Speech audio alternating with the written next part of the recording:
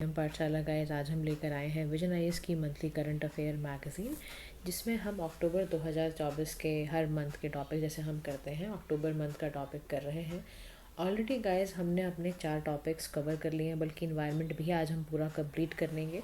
Plus environment में आज आपको शॉर्ट्स के साथ साथ एमसीक्यूज़ भी देखने को मिलेंगे। जो भी बच्चे चैनल पे नए हैं, do like share subscribe to PM Pathshala. Plus हमारी इम्पॉर्टेंट पीडीएफ्स के लिए आप हमसे जुड़ सकते हैं टेलीग्राम लिंक पर भी। टेलीग्राम लिंक आपको हमारे चैनल के डिस्क्रिप्शन बॉक्स में मिलेगा, जिससे आप डायरेक्टली कनेक्ट हो सकते हैं। तो ज़्यादा टाइम ना वेस्ट करते हुए सीधा ही हम अपने टॉपिक पे चलते हैं। शॉर्ट का पहला ही टॉपिक है आज state of global water resources report. ठीक है, तो ग्लोबल वाटर रिसोर्सेज रिपोर्ट है ये। सबसे पहले ध्यान रखना रिपोर्ट्स को रिलीज़ कौन करता है और ये रिपोर्ट किस बारे में है। ये 2 बातें अगर आप पता है तो आप बहुत सक्सेसफुली क्वेश्चन को हैंडल कर पाओगे। तो याद रखना state of global water resources report जो है ये WMO निकालता है। इसका मतलब है वर्ल्ड मेट्रोलॉजिकल ऑर्गेनाइजेशन। ठीक है, ये बेसिकली यूनाइटेड नेशंस की एक स्पेशलाइज एजेंसी है। ये काम क्या करती है? एटमॉस्फेरिक साइंस में काम करती है, मेट्रोलॉजी में काम करती है और इंटरनेशनल कोऑपरेशन बढ़ाती है। कहीं पर भी किसी को ज़रूरत हो एटमॉस्फेरिक साइंस के बारे में जानने का या मेट्रोलॉजी के बारे में जानने का, क्लाइमेट पैटर्न को जानने का, तो WMO वहाँ पर पहुँच के मदद करता है। अच्छा, इसकी फाइंडिंग्स के मुताबिक ये पाया गया है कि 2023 अब तक का सबसे ज़्यादा गर्म ईयर ऑन रिकॉर्ड रहा है। Means hottest year on record. Soil level जो मॉइस्चर का लेवल था बहुत प्रिडोमिनेंटली बहुत कम चला गया था, कम से कम हो चुका था। 2023 एक ऐसा साल था जिसमें हमारी जो ग्लोबल रिवर्स हैं 33 ईयर्स में पहली बार इतनी सूखी पड़ी नज़र आई। कह रहा इवन आपको जान के झटका लग जाएगा, जो लेक कोरी है ना अमेज़न में, उसने नॉर्मल वाटर लेवल से भी वो बिलो चली गई। और उसकी वजह से क्या हुआ, बहुत ज़्यादा एक्सट्रीम हमें देखने को मिले वेदर कंडीशंस। ठीक है, तो ये बड़ी इंपॉर्टेंट ब्राज़ीलियन स्टेट में, ब्राज़ील में आपको लेक कोयरी देखने को मिलेगी। ठीक है, तो वहाँ पर ही हुआ है। ग्लेशियर्स का देखें तो ग्लेशियर्स ने बहुत ज़्यादा अपना मास लॉस किया है। अगर आप 5 डिकेड से कंपेयर करते हो तो 2023 एक ऐसा साल था जिसमें ग्लेशियर्स का भी मास जो है वो लॉस देखने को मिला है। सेकंड अपनी अवार्ड्स के बारे में पढ़ते हैं, नेशनल वाटर अवार्ड्स के बारे में। नेशनल वाटर अवार्ड इस बार के 5th अवार्ड थे, जो कि न्यू दिल्ली में इसको पास कराया गया था। ठीक है, प्रेसिडेंट ऑफ इंडिया ने इसको रिसेंटली किया। मिनिस्ट्री ऑफ जल शक्ति, याद रखना गाइस, इस पर काम करती है, अवेयरनेस क्रिएट करती है लोगों के बीच में कि पानी की इम्पोर्टेंस क्या है, और लोगों को मोटिवेट करती है कि बेस्ट पानी का यूसेज कैसे किया जाए। तो 9 कैटेगरीज में बेसिकली नेशनल वाटर अवार्ड्स को प्रेजेंट किया गया है, डिवाइड करा गया। एक है बेस्ट स्टेट, एक बेस्ट डिस्ट्रिक्ट, एक best village panchayat, best urban local bodies, best school, best industry, best water, best institution. इसके बेसिस पर ना ये अवार्ड देती है।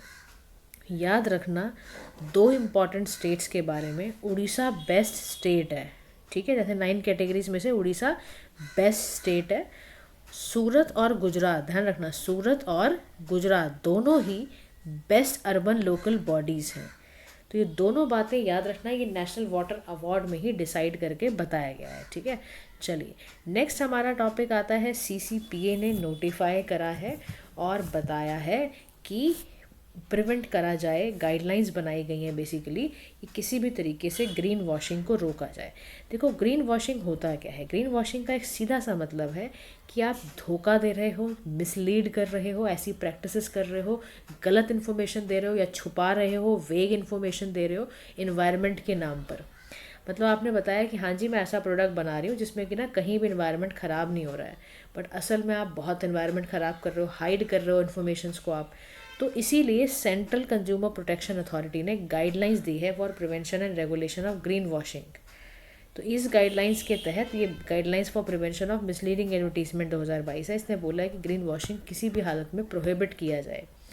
अब इसके लिए करा क्या गया है, जितने भी इन्वायरमेंटल क्लेम्स हैं, मैन्युफैक्चरर हैं, सर्विस प्रोवाइडर हैं, सबको जाकर बोला है कि देखो जी ये सभी पर एप्लीकेबल होगा, आप सभी प्रोडक्ट सेलर पर, आप सभी पर एप्लीकेबल है, कोई भी गलत काम ना करे। और इसमें क्या बोला इन्होंने कि करना क्या है, कह रहा है इस क्लेम को, इन्वायरमेंटल क्लेम करने के लिए यूज़ कंज्यूमर फ्रेंडली लैंग्वेज लिखो, आप टेक्निकल टर्म्स मत डालो, लाइक इन्वायरमेंटल इम्पैक्ट असेसमेंट मत डालो, ये बेकार की बात है। ऐसी बात डालो जिसे कंज्यूमर पढ़ के समझ पाए। जितने भी आप क्लेम करते हो एनवायरमेंटल क्लेम्स, वो वेरीफाइएबल एविडेंस के साथ आप दिखाओगे हमें कि हाँ जी ये मैंने स्टडी करी है, इससे पता चला है कि मेरा रॉ मटेरियल, मेरा इनपुट, मेरी मशीनें कहीं भी कोई पोल्यूशन नहीं कर रही हैं, चाहे वो सर्विस प्रोवाइडर है चाहे कोई भी है। ठीक है, तो third party verification, third party certification आपके पास होना अभी ज़रूरी हो चुका है। अच्छा, इसी के साथ साथ एडुक्वेट डिस्क्लोजर करने हैं आपने। क्या करना है, जितने भी इन्वायरमेंटल क्लेम्स हैं, ऐड दिखा रहे हो, कम्युनिकेशन दिखा रहे हो, फुल्ली डिस्क्लोज करना है आपने। QR कोड दिखाओ, वेब लिंक दो, कुछ भी करो, मतलब you have to show everything. आपने मैन्युफैक्चरिंग प्रोसेस दिखाओगे, पैकेजिंग दिखाओगे, सब दिखाना है आपने, बहुत स्पेसिफाई कर दिया है। किसी भी तरीके की प्रेजेंटिंग डेटा सेलेक्टिव नहीं होना चाहिए। जो एनवायरमेंटल क्लेम सिर्फ क्लेम ही कर रहा हो, अपने फेवरेबल में क्लेम नहीं लेने हैं। You have to be very clear, actionable plan develop करने हैं आपको। ठीक है, तो ये सारी की सारी गाइडलाइंस किसने दी है, CCPA ने दी है। CCPA कब क्रिएट हुआ, कैसे हुआ, इसके बारे में मुझे आप बताओगे। ठीक है, नेक्स्ट टॉपिक हमारा आता है इनवी स्टैट्स, यानी इन्वायरमेंट स्टैट्स इंडिया 2024। इस रिपोर्ट को निकालता है ministry of statistics and programme implementation. गलती से ये मत लिखाना कि इस रिपोर्ट को मिनिस्ट्री ऑफ एनवायरनमेंट निकालता है, ध्यान रखना, रिपोर्ट्स का बड़ा मामला है। 7th रिपोर्ट इसने रिलीज़ करी है अपनी। ठीक है, और इसका नाम भी रख दिया env stats India 2024 environmental account. अब इसको कंपाइल करते हैं किस हिसाब से, CE के हिसाब से, यानी system of environmental economic accounting framework. और इसमें इन्फॉर्मेशन, इन्वायरमेंट दोनों को लेकर क्या क्या इंपॉर्टेंट चेंजेस आए हैं, क्या क्या मेन फैक्टर्स हैं। तो यहाँ पर 4 एरियाज़ पे वर्क की जा रही है, energy account, ocean account, soil nutrient index और आपका बायोडाइवर्सिटी। ये सारे के सारे इस अकाउंट पे काम कर रहे हैं। अच्छा, CF है एक तरह का, ठीक है, एक आपका EA की तरफ से। ये क्या करता है, ये ना इकोसिस्टम में देखता है कि economic and human activity services जो हैं वो कैसे कैसे, यानी फॉरेस्ट, रिवर को कैसे प्रभावित डाल रही हैं। इन्वायरमेंट यहाँ पर असेसमेंट होता है, पानी, फिश, सॉइल, मिनरल्स वगैरह को लेके किया जाता है। तो ध्यान में रखने वाली बात समझो क्या है आपको, इस रिपोर्ट में ये सामने आया है कि भारत वर्ल्ड का ऐसा लीडर बनता जा रहा है इमर्जिंग एनर्जी ट्रांजिशन में, एनर्जी ट्रांजिट कर रहा है, यानी कि तो 72% यानी 72% हमारा जो नंबर है वो इंक्रीज़ हुआ है। अराउंड 16% हमारा टोटल प्रोटेक्टेड एरिया बढ़ गया है। हमारा जो ना मैनग्रोव्स हैं उनका एरिया हमने 2013 से लेके 21 तक हमारा 8% एरिया बढ़ गया है। अब एनवी स्टैट्स निकालने का देखो फ़ायदा क्या होता है, फ़ायदा ये होता है कि लॉन्ग टर्म में आपको पता चल जाता है नेचुरल रिसोर्सेज को कैसे सस्टेनेबली मैनेज करना है, इकोनॉमिक ग्रोथ को कैसे मैनेज करनी है एनवायरनमेंट के साथ। हमारा डेटा उसी से फिर हिसाब से ड्राइव होना शुरू हो जाता है। तो ये सारे बड़े फ़ायदे हैं। उसके बाद ये कह रहा है जो CE है ना, यानी जो system of environment economic assessment है, उसके बारे में थोड़ा समझा रहा है। कह रहा है देखो ये ना एक अग्रीड इंटरनेशनल फ्रेमवर्क है। ये कैसे कंपाइल करके बना होता है, इन्वायरमेंट इकोनॉमिक अकाउंट से बना होता है। इसमें ना इकॉनमी प्लस आप ना इन्वायरमेंट दोनों को चेक करके ये रिप बनाते हो कि स्टॉक्स पे क्या असर पड़ेगा, इन्वायरमेंटल असेट्स पे क्या असर पड़ेगा। तो इसीलिए ये ना एक सेंट्रल फ्रेमवर्क और एक आपका इकोनॉमिक सिस्टम अकाउंटिंग के तहत ये दोनों चीज़ें निकालता है। इन्वायरमेंट अकाउंट इंडिया का देखोगे तो आपको मैंने बता दिया, इसमें मिनिस्ट्री ऑफ स्टैटिस्टिक्स काम करती है, वही ये रिपोर्ट रिलीज़ करती है। और इंडिया इसी के साथ साथ बाहर के भी ऐसे UNSD के साथ काम करके भी चीज़ें निकालता है। हमारा फर्स्ट जो NVC स्टार्ट हुआ था 2018 में करा गया था। ये क्वेश्चन आ सकता है कि किसकी रिकमेंडेशन पे किया गया था, तो याद रखना सर पार्था दासगुप्ता कमेटी की रिकमेंडेशन पे पहली बार NV स्टैट्स 2018 में रिलीज़ किया गया था। और अभी कौन से नंबर का आया है, तो अभी हमने देखा कि आया है इस बार ये 7th इशू किया गया है 2024 में। मूव करते हैं दूसरी रिपोर्ट की और काफ़ी सारी रिपोर्ट हैं, प्लीज़ इसके नोट ज़रूर बना लेना, बहुत ज़रूरी हैं, अदरवाइज़ आपको हाईलाइटेड PDF मिलेंगी। बट अपने लिए, अपने रेफरेंस के लिए भी आप काम करिए और देखो ध्यान से सुनना, क्योंकि यही फिर मैंने क्वेश्चंस में डाला हुआ है, तो आप अलर्ट रह के पढ़ाई करो। अच्छा, 2024 में फॉरेस्ट डिक्लेरेशन असेसमेंट रिपोर्ट आई, फॉरेस्ट अंडर फायर, यानी कितने ऐसे फॉरेस्ट थे जिनमें आग लगी। अब ये रिपोर्ट जो है ना वो ट्रैक करके बता देती है, देखो फॉरेस्ट में इतना आग लगने का मतलब यही है कि आपने उसको डिफॉरेस्ट कर दिया है, आपका फॉरेस्ट बहुत ज़्यादा डिग्रेड हो गया है। And restoring 30% of degraded forest area bye 2030 तक, ऐसा माना जा रहा है कि 30% तक डिग्रेडेड वाले को रिस्टोर 2030 तक करने की उम्मीद दिखती है। अच्छा, इन गोल्स को बनाता कौन है, इस गोल्स को इस्टेब्लिश करता है इंटरनेशनल कमिटमेंट द्वारा। न्यूयॉर्क ऑन फॉरेस्ट जो रिपोर्ट है ग्लासगो वाली, ये सारा का सारा कमिटमेंट्स के साथ चलता है। ग्लोबल गोल्स फॉरेस्ट के ऊपर क्या है, देखो हम ना सबसे ज़्यादा चाहते हैं कि हमारा डिफॉरेस्टेशन एटलीस्ट 2030 तक एलिमिनेट हो जाए। तो उसके लिए हमने क्या करा है, अराउंड 6.37 मिलियन हेक्टर्स डिफॉरेस्टेड जो 2023 में है उसको लेके हम चल रहे हैं। यानी 3.8 बिलियन मैट्रिक टन जो हमारा कार्बन डाइऑक्साइड है 2023 का, वो क्योंकि डिफॉरेस्ट होता जा रहा है। हम ना देखो हाईएस्ट एमिटर है चाइना यूएस के बाद, हम तीसरा नंबर हमारा भी आता है, making deforest fourth highest emitter after China US and India. तो हमारा बहुत खामला ख़राब है यहाँ पर। एलिमिनेट ट्री कवर लॉस भी हमारा बहुत ज़्यादा है। अगर आप देखो तो global forest goals in progress में हमारा जो की बायोडाइवर्सिटी एरिया है 1.4 मिलियन हेक्टर्स ऑफ फॉरेस्ट जो है हमारे वो खो चुके हैं। फिर फॉरेस्ट फायर हम बचा नहीं पा रहे हैं, 1/3 ऑफ एरिया हमारे फायर में ही आग से ही ख़त्म हो जाता है। तो 30% एरिया को हम चाहते हैं, डिफॉरेस्टेड लैंडस्केप को हम चाहते हैं कि 2030 तक ठीक कर लें। तो ये हमने बॉन्ड चैलेंज में भी वादा किया था ताकि हम जल्दी से जल्दी रिस्टोर करें। और देखो किसी भी हालत में डिफॉरेस्टेशन को रोकना तो बहुत बड़ी काम करना ही पड़ेगा। अगर आप चाहते हो कमोडिटी का प्रोडक्शन हो, शिफ्ट हो हमारा एग्रीकल्चर से प्राइमरी फॉरेस्ट में, माइनिंग हो, इन सभी के ड्राइवर्स हैं हमारा डिफॉरेस्टेशन। एग्रीकल्चर कमोडिटी 57% आपका ग्लोबल डिफॉरेस्टेशन कर रही है पास्ट 2 डिकेड से अगर आप देखते हो तो। फिर 15.9 million hectares primary forest loss हो चुके हैं, माइनिंग का वॉल्यूम ख़राब हो चुका है। तो रिकमेंडेशन में यहाँ पर कह रहा है कि जो फॉरेस्ट है ना उसको प्रोटेक्शन चाहिए, but primary and intact ecosystem जो है वो हमारा कंजर्वेशन प्रायोरिटी में सबसे पहले आना चाहिए। आप फॉरेस्ट की बात तो तब कर पाओगे जब आपके प्राइमरी इकोसिस्टम छोटे छोटे आपके इंटेक्ट उससे जुड़े हुए इकोसिस्टम है वो ठीक होंगे, और लार्ज स्केल एफर्ट लेना पड़ेगा। ऐसे ही ये हवा में नहीं होगा 30% डिग्रेडेड इकोसिस्टम को रिस्टोर करना, आपको कॉन्टिन्यूस मॉनिटर करना पड़ेगा।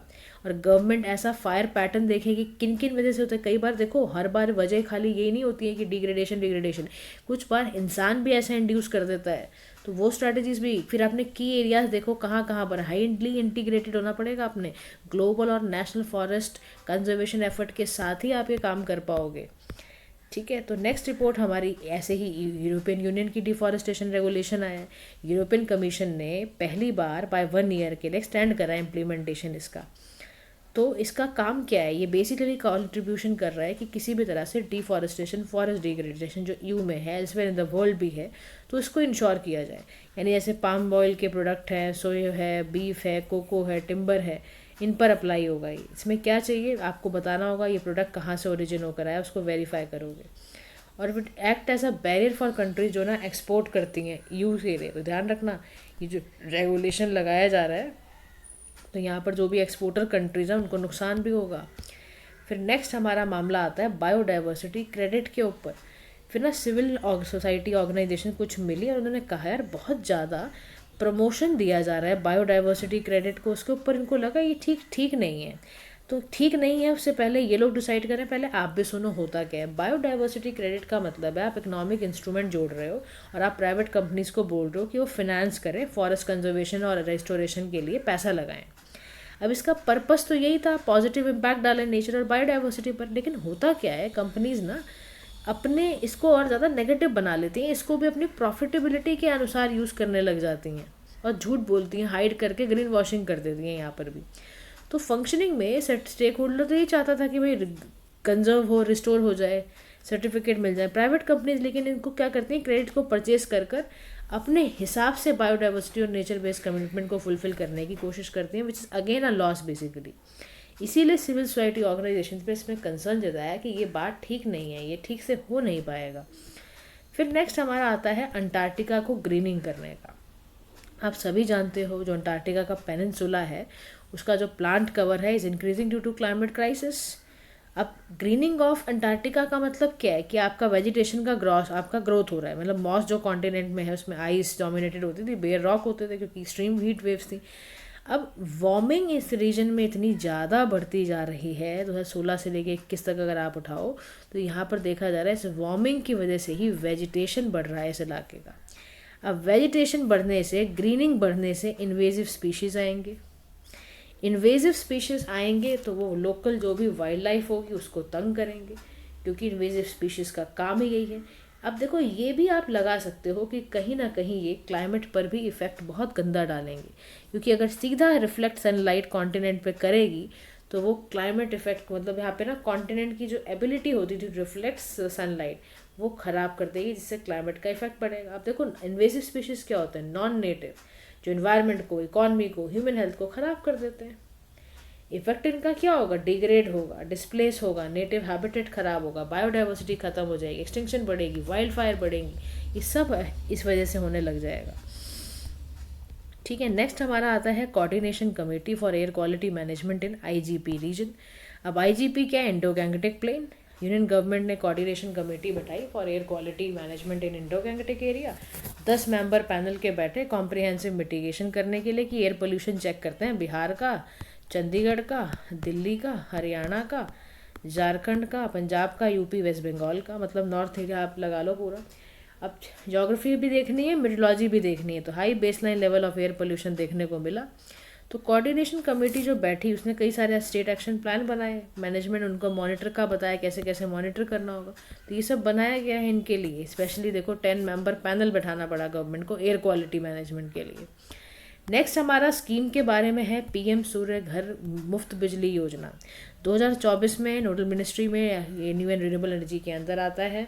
Ministry of new and renewable energy ने नोटिफाई करा, ऑपरेशनल गाइडलाइन दी है ताकि इन एडवांसमेंट कैसे करनी है रूफटॉप सोलर टेक्नोलॉजी पे, बिजनेस मॉडल पर।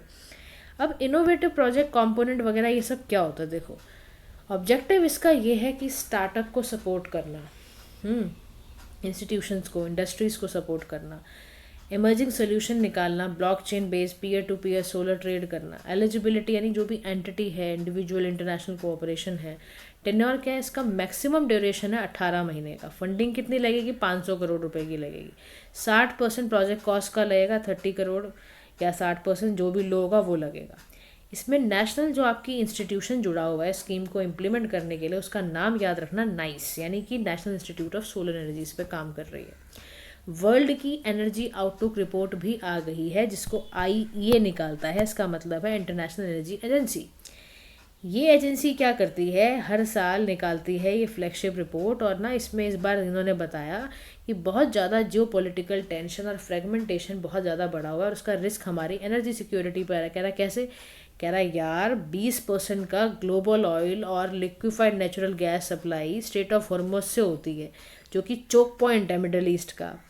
ठीक है, वहाँ कलेश मचा पड़ा है। दूसरा जो क्लीन एनर्जी एंटर करती है इस पर अनप्रेसिडेंटेड रेट पे यहीं से करती है। फिर आप रिन्यूएबल एनर्जी अभी हमारे पास इतनी है नहीं, न्यू ऐड हो रही है, बट इतना हम कोशिश में है क्लीन एनर्जी के। तो more than half of the world's electricity वो लो इमिशन सोर्सेज से तो होती है बिफोर 2030। तो हम कोशिश में ये लगे हुए हैं, तो ये एनर्जी रिपोर्ट ने भी यहाँ पर हाईलाइट किया। नेक्स्ट रिपोर्ट है हमारी इंटरनेशनल एनर्जी एफिशिएंसी हब। तो यूनियन कैबिनेट में इसे अप्रूव करा है, लेटर ऑफ इंटेंट, और इंडिया ने भी इच्छा दिखाई कि हम भी ज्वाइन करेंगे इसको। ब्यूरो ऑफ एनर्जी एफिशिएंसी ने इसको इम्प्लीमेंटिंग एजेंसी है इसकी। 2000 में ये 20 में आई, सक्सेसर है ये IPEC की, यानी कि international partnership for energy efficiency. और इंडिया पहले इसका पार्ट था, अब इंडिया ने यहाँ पर भी इच्छा जताई है कि हम यहाँ भी आएंगे। ग्लोबल प्लेटफॉर्म है, एनर्जी को कैसे एफिशिएंसी की तरह यूज़ करना है उसको प्रमोट करता है ये। ग्लोबल फ्रेमवर्क ऑन केमिकल यानी GFC फंड जो है ये पहला आया, और ये क्या करता है, टारगेट करता है safe and sustainable management of chemicals and waste. ये 5th इंटरनेशनल कॉन्फ्रेंस है ऑन केमिकल्स मैनेजमेंट के लिए। ठीक है, एग्जीक्यूटिव यहाँ पर करते क्या हैं, बोर्ड यहाँ पर डिसीजन लेता है, कोई जैसे कि 2 नेशनल रिप्रेजेंटेटिव्स हैं, ग्लोबल इन्वायरमेंट फैसिलिटी, ये सब इस पर काम करते हैं। ऑब्जेक्टिव पता है इसका क्या है, ऑब्जेक्टिव ये है सपोर्ट करना low and middle income countries को, स्मॉल आइलैंड ग्रुप्स को। ठीक है, ये टारगेट करना मीडियम स्केल प्रोजेक्ट्स को मैनेज करना।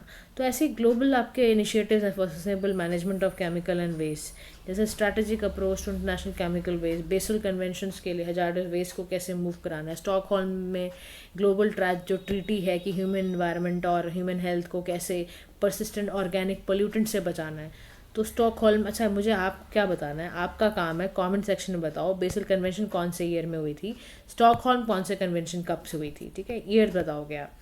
यही फाइनेंशियल सपोर्ट की भी बात इसने करी कि सिलेक्टेड प्रोजेक्ट्स लिए गए हैं जो 3 लाख से 8 लाख डॉलर तक हैं, US$, 3 साल तक रहेंगे, ताकि केमिकल और जो वेस्ट है उसको कैसे बचाया जाए।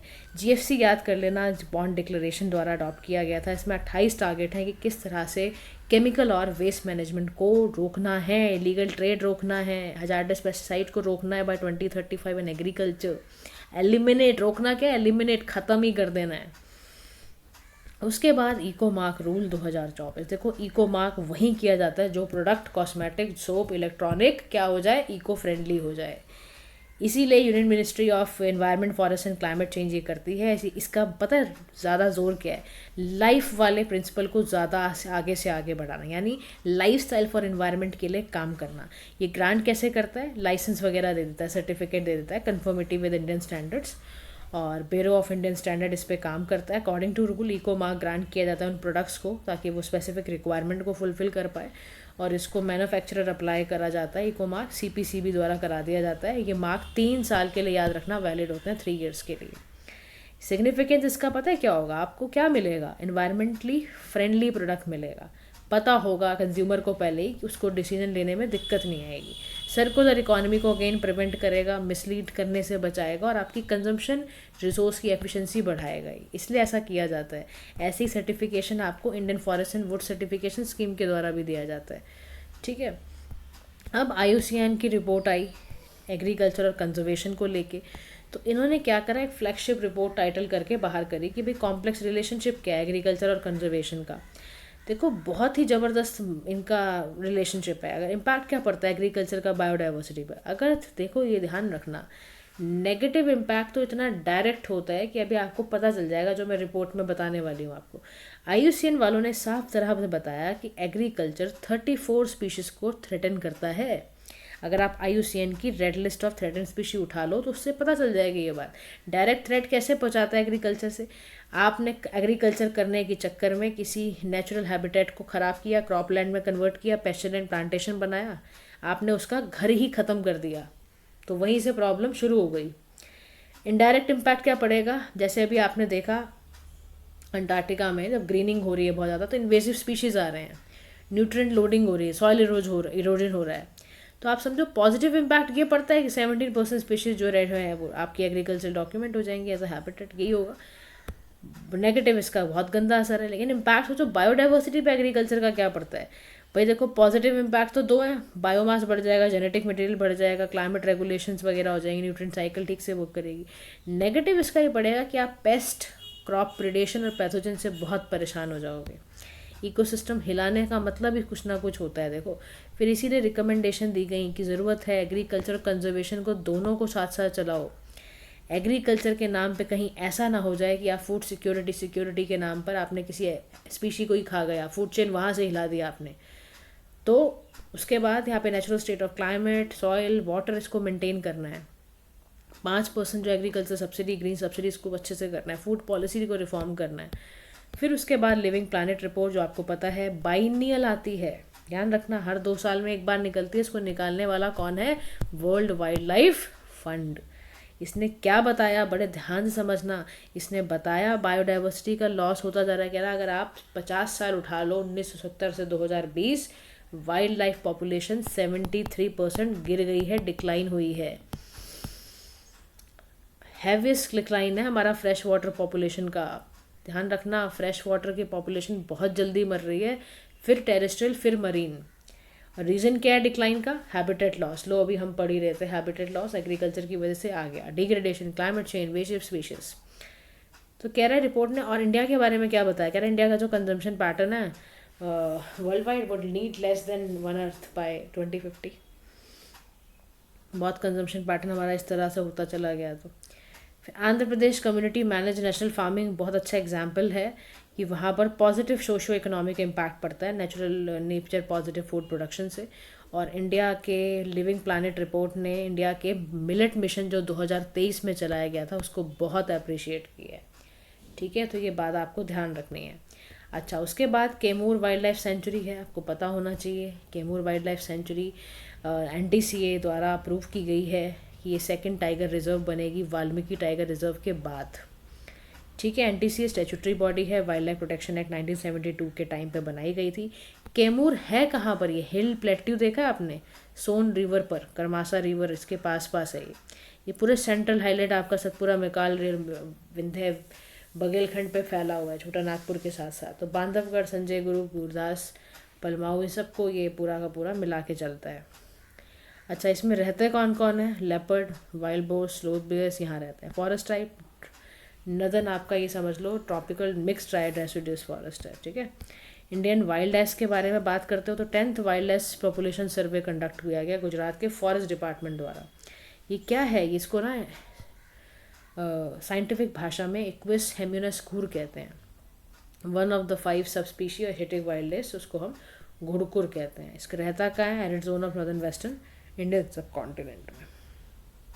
Presently only restricted to little Rann of Kutch में, गुजरात में। फिर ये बिहेवियर इसका कैसा होता है, या अकेला अकेला रहना, बहुत शाही किस्म का होता है, बड़ी लो डेंसिटी में रहना पसंद करता है। Adult male horns found only adult males for browsing prefer nutrient rich forest. Conservation status इसका क्या है, नियर थ्रेटेंड है। शेड्यूल 1 1972 अपेंडिक्स 1 के अंदर ये आता है।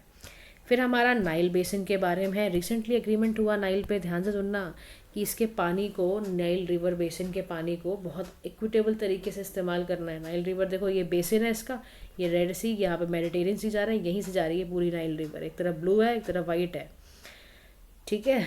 तो इथोपिया वाले की साइड जा रही है तो वो इथोपिया वाली ब्लू वाली है, वाइट वाली है तो ये वाइट वाली इस तरफ से जा रही है, साउथ सूडान की तरफ। तो नाइल जो है बहुत बड़ी, आप समझ लो ये लॉन्गेस्ट रिवर है। ड्रेनेज एरिया इसका 10% of the land mass of the African कहता है। इससे 11 कंट्रीज सोचो आप, साउथ टू नॉर्थ कवर करती हैं। 2 मेन ट्राइब्यूटरी है, वाइट नील है, वो ओरिजिनेट बुरुंदी से होती है, रवांडा पे ख़त्म होती है, और ब्लू नाइल तो शुरू ही आपकी इथोपिया से होती है। ट्राइब्यूटरीज इसकी सोबत रिवर, अतबारा रिवर, बहार गज़ल, ये सारी इसकी ट्राइब्यूटरीज हैं। Last topic of the day, I think may be second last topic of the day is volcanic eruption and ionospheric disturbances.